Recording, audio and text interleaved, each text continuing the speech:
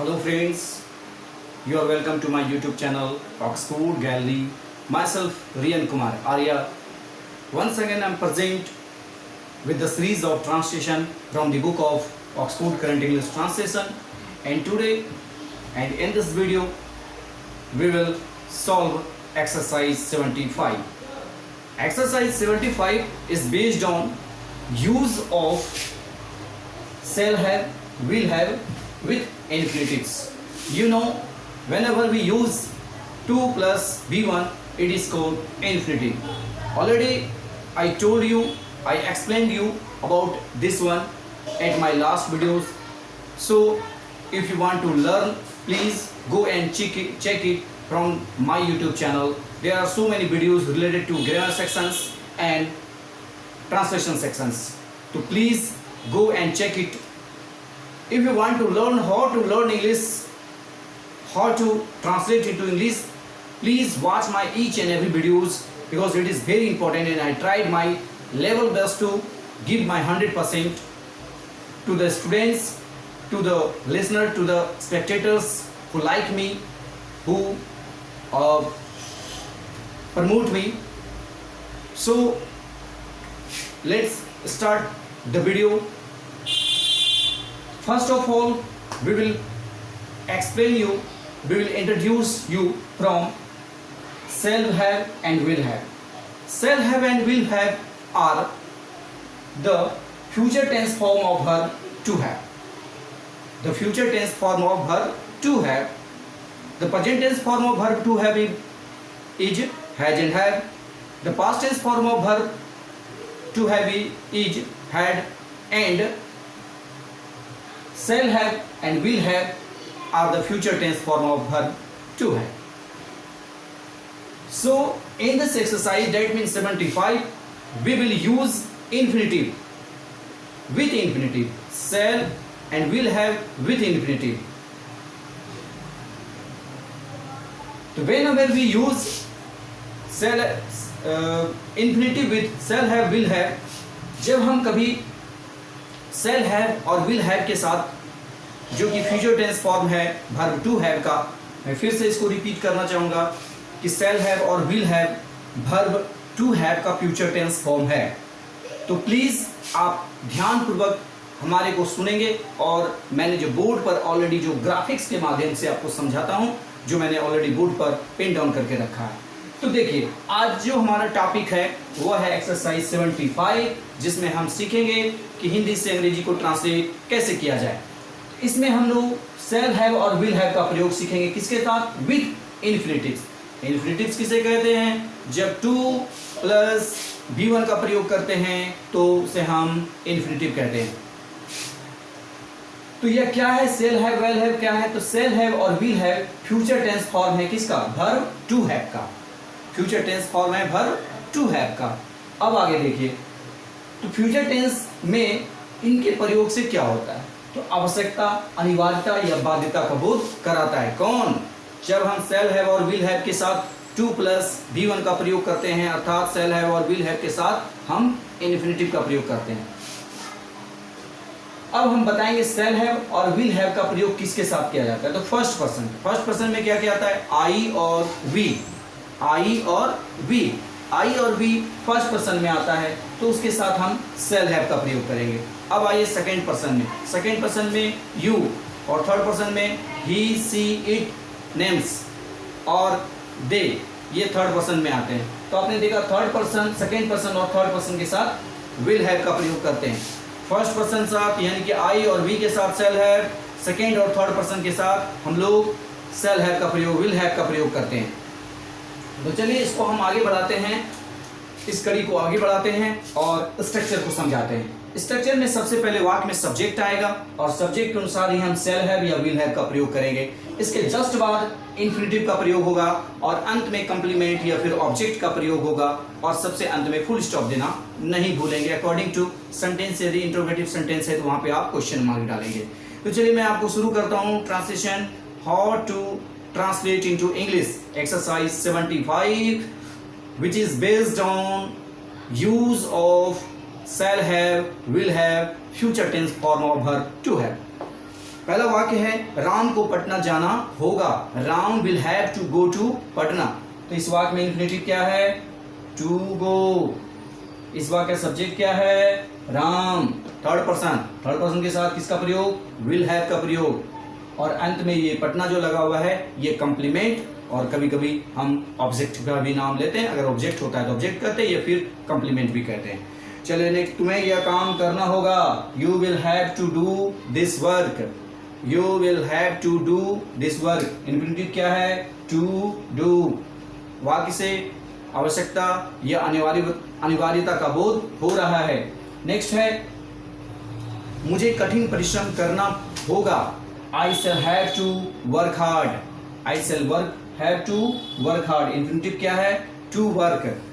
तुम्हें परीक्षा देनी होगी। You will have to appear at the examination. You will have to appear at the examination. To appear is infinitive in the sentence. उसे सच बोलना पड़ेगा। He will have to speak the truth. He will have to speak the truth. Speak the truth मतलब होता है सच बोलना। तो यहाँ infinitive क्या है? To speak. नेक्स्ट है मुझे तुम्हारी मदद करनी होगी। I shall have to help you. यहाँ पे इन्फिनेटिव टू हेल्प, और यहाँ पे ऑब्जेक्ट है यू। अब यहाँ पे देखना है फर्स्ट पर्सन। यहाँ भी थे फर्स्ट पर्सन के साथ सेल है, फर्स्ट पर्सन के साथ सेल है, फर्स्ट पर्सन के साथ सेल है, फर्स्ट पर्सन के साथ सेल है, थर्ड पर्सन के साथ विल है। नेक्स्ट है मुझे आज्ञा मानी होगी। I shall have to obey. ओबे मतलब होता है आज्ञा का पालन करना। तो हम ओबे शब्द का प्रयोग करते हैं आज्ञा का पालन करने के लिए। Please be continue and watch my videos continuously. Listen me carefully. मेरे को आपको ध्यान पूर्वक सुनना है, तभी आपको ये समझ में आने वाला है, क्योंकि बहुत कुछ अभी बाकी है जो पूरा इस लास्ट तक वीडियो देखते रहेंगे उसमें आपको मिलने वाला है। नेक्स्ट सेंटेंस है मुझे जवाब देना होगा। I shall have to reply. I shall have to reply. Next, उसे मुझ पर निर्भर होना पड़ेगा। ही विल हैव टू, अब यहाँ पे third person, he will have to depend on me. Me यहाँ पर ऑब्जेक्ट के रूप में प्रयोग किया गया है, और टू हैव टू डिपेंड यहाँ पे इन्फिनेटिव के रूप में प्रयोग किया गया है। नेक्स्ट होगा उसे पैदल जाना पड़ेगा। He will have to go on foot. Infinitive to go और on foot वाक्य का ऑब्जेक्ट है। नेक्स्ट, आपको मेरे पास आना होगा। You will have to come to me. Infinitive to come और ऑब्जेक्ट है to me. नेक्स्ट, उसे घर बेचना पड़ेगा। He will have to sell the house. He will have to sell the house. Understood? ही यहाँ पर क्या है? थर्ड पर्सन सिंगुलर नंबर, और थर्ड पर्सन सिंगुलर नंबर के साथ विल हैव का प्रयोग करते हैं। He will have to sell the house. किसी खास घर की बात हो रही है, इसलिए इसके पहले हाउस के पहले दी का प्रयोग किया गया है। चलिए आगे देखते हैं।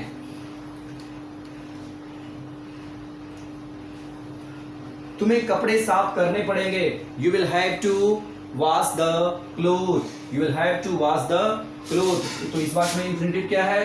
To wash. इस वाक्य में टू सेल था। नेक्स्ट, तुम्हें दवा लेनी होगी। You will have to take medicine. You will have to take medicine. तुम्हें दवा लेनी पड़ेगी। नेक्स्ट है एक दिन तुम्हें पछताना पड़ेगा। तो यहाँ पे हमारा सब्जेक्ट है you. You will have to repent. एक दिन का अंग्रेजी होता है वन डे। वन डे एक दिन, तो तुम्हें एक दिन पछताना पड़ेगा। टू रिपेंट, यहाँ पे रिपेंट मतलब होता है पछताना। टू रिपेंट जो कि यहाँ पर इन्फिनेटिव के रूप में इसका प्रयोग किया गया है। अगले सेंटेंस को देखते हैं। मेरे दोस्त को मुंबई जाना पड़ेगा। My friend will have to go to Mumbai. My friend will have to, तो ये थर्ड पर्सन सिंगुलर नंबर, और सिंगुलर नंबर के साथ विल हैव का प्रयोग होता है। My friend will have to go to Mumbai. Next sentence है तुम्हें एक डॉक्टर बनना पड़ेगा। You will have to be a doctor. Be मतलब होता है होना, बनना। तो यहाँ पे बनना शब्द के लिए यानी डॉक्टर बने शब्द के लिए बी का प्रयोग किया गया है, जो कि इन्फिनेटिव है। टू बी इन्फिनेटिव है। You will have to be a doctor. तुम्हें एक डॉक्टर बनना पड़ेगा। आपको प्रमाण पत्र लाना पड़ेगा। You will have to bring the certificate. तो यहाँ पे टू ब्रिंग इन्फिनेटिव है, वाक्य सब्जेक्ट यू है और यू के साथ विल हैव का प्रयोग होता है। अगले सेंटेंस को देखते हैं, सभी को ईमानदार होना पड़ेगा। सभी दैट मीन्स एवरीवन या everybody. Everyone will have to, third person, everyone will have to be honest. यहाँ भी होना या बनना, तो यहाँ भी बी का प्रयोग किया गया है, इन्फिनेटिव है टू बी। तुम्हें सब लोगों को ईमानदार, everyone will have to be honest. आपको जुर्माना देना पड़ेगा, you will have to pay fine. यहाँ पर पे, टू पे इन्फिनेटिव है और फाइन यहाँ पर कॉम्प्लीमेंट या ऑब्जेक्ट की भूमिका में है। नेक्स्ट देखते हैं, हमें अपना जीवन स्तर ऊंचा उठाना पड़ेगा। तो we have to, we first person, we shall have to rise our standard of living. Standard of living का मतलब होता है जीवन स्तर, और राइज मतलब होता है उठाना। राइज मतलब उठाना, तो किसको उठाना? अपने जीवन स्तर को उठाना। तो we shall have to rise our standard of living. Next sentence है और लास्ट सेंटेंस है इस एक्सरसाइज का, तुम्हें परीक्षा पास करनी होगी, यह एक बाध्यता है, एक आवश्यकता है। You will have to pass the examination. So this all about the exercise 75. I think you can translate all the sentences into English easily. Structure is here, and with the use of this structure you can translate into English all the sentences from this exercise. So first of all you have to put subject, according to subject, then you have to use shall have or will have, then infinitive. Infinitive, that means 2 plus V1, and then you have to use complement or object. So this all about the explanation of exercise 75. I hope if you have not subscribed my channel yet, please subscribe my channel and share the videos to your friends and family. Thank you to everybody. Thank you for this video. All the best to everyone.